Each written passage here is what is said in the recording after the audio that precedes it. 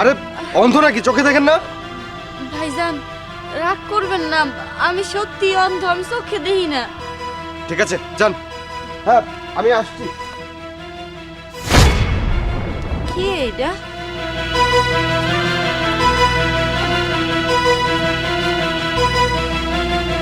টাকা, টাকার বান্ডিল, তাহলে মনে হয় ওই ভাইটারই। এই যে ভাই, ভাই আপনার টাকা পড়ছে।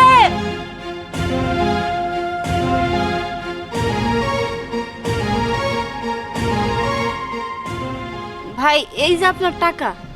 আরে হ্যাঁ, এটা তো আমারই টাকা, কিন্তু আপনি কোথায় পেলেন? আসলে আমার কি মনে হয় জানেন ভাই, আপনি যখন আমার সাথে ধাক্কা খাইলেন তখন মনে হয় টাকাটা আপনার পকেট থেকে পড়ে গেছে। এই যুগে এসেও এত ভালো মানুষ পাওয়া যায়। একটা অন্ধ মানুষ রাস্তায় 1,00,000 টাকা পেয়েও আমাকে টাকাটা ফেরত দিচ্ছে। নিঃসন্দেহে উনি একজন ভালো মানুষ। আল্লাহ ওনার ভালো করুক। কি হইলো, চুপ করে আছেন কেন? এই নেন আপনার টাকা। আমি এই দিকে। ও ধন্যবাদ আপনাকে। ঠিক আছে, আমি তাইলে যাই। ঠিক আছে।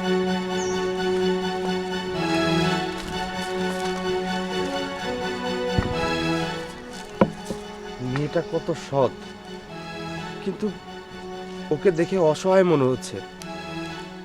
আমার তার জন্য কিছু করার দরকার, অবশ্যই কিছু করা দরকার।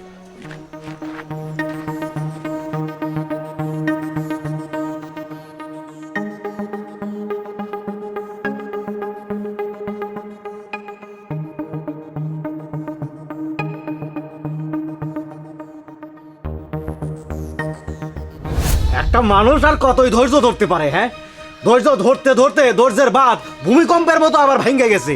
মহাজন সাহেব আর একটা দিন সময় দেন, মায়াডার টেহা আনবার পাঠাইছি, না। আনলে আপনার টেহা শোধ করে দিন। অনরেজা, তোমরা গরিব মানুষ, তোমাকে আর কিছু থাকুক বা না থাকুক, ওই যে 3 নাম্বার হাত না, ওইটা তোমাকে থাকে অজুহাত। কিন্তু তুমি তুমি অনুরোজা একবার আলাদা। তোমার ওই শয়তানের মতো ওর চতুর্দিকে তোমার হাত ছড়াই ছিটা আছে। ভালোই ভালোই কইতেছি, আবার টাকাগুলো দিয়ে দাও। টাকাগুলো যদি না দেও, উপরে আকাশ থাকবে না, নিচে মাটি থাকবে না। We them.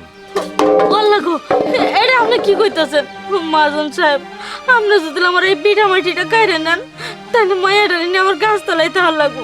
আপনার কাছে অনুরোধ করে কইতাছি, এই পিঠা মাটিটা কাইরে নেন না, আমার আর কয়টা দিন সময় দেন। হায় বাবু, হাত জোর করে কাইন্দ না অনুরোজা।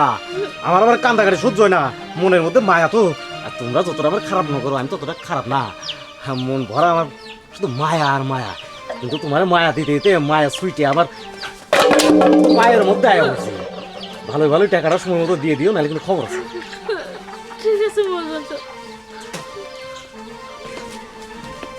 এখানা। আসসালামু আলাইকুম। ওয়ালাইকুম আসসালাম।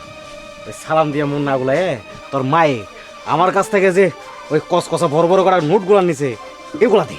টাকার তো ব্যবস্থা করতে গেছিলাম, টাকার তো ব্যবস্থা করতে পারি নাই। কয়টা দিন সময় দেন, আপনার টাকা পরিশোধ করে দিমু। ও, একই গীত না? মায়ে পাঠ পড়াইছে। ওন ভালোই ভালোই টাকা গুলাম দিয়ে দিস সময় মতো, নাহলে জানোসই তো আমি ভালো মানুষ, তো বেশি একটা ভালো না।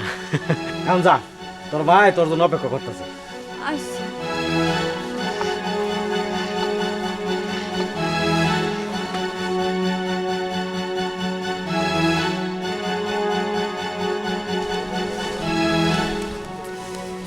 আয় দাঁড়ান। এই আপনাকে বলছি দাঁড়ান। এই আপনি কি মানুষ নাকি অমানুষ? না, আমি শয়তান। হ্যাঁ, আপনি অবশ্যই শয়তান। আপনি যদি শয়তান না হতেন তাহলে একজন অসহায় প্রতিবন্ধী অন্ধ মানুষের সাথে এইরকম ব্যবহার আপনি ঠিকই করতেন না। আপনার কাছে মাত্র 5 দিন সময় চেয়েছে, আপনি সময় কেন দিচ্ছেন না তাদেরকে? হ্যাঁ, কিন্তু আপনি যে হাঁসের মতো গেট গেট করতেছেন, আপনি কেডা? আমি মানুষ, আপনার মতো শয়তান না। আপনি কিছু টাকার জন্য তার সাথে কেমন খারাপ ব্যবহার করে আসলেন সেটা আপনি ভালো করে জানেন। যাই হোক, আপনি ওর কাছে কত টাকা পান? 1 লক্ষ টাকা। এই নিন, এখানে 1 লক্ষ টাকা আছে। এই টাকাটা নিয়ে এখান থেকে কেটে পড়ুন। ফারদার এই বাড়ির আশেপাশে যেন আপনাকে না দেখি। ঠিক আছে, টাকা পাইছি আর জামু কেন? তো একটা কথা কই, আপনি মানুষ, আমি শয়তান, থাকতে দেন না। দুনিয়াতে তো খেলাই চলে শয়তান আর মানুষের। ভালো থাকবেন। জান এখান থেকে। সেই না। ফাজিল একটা।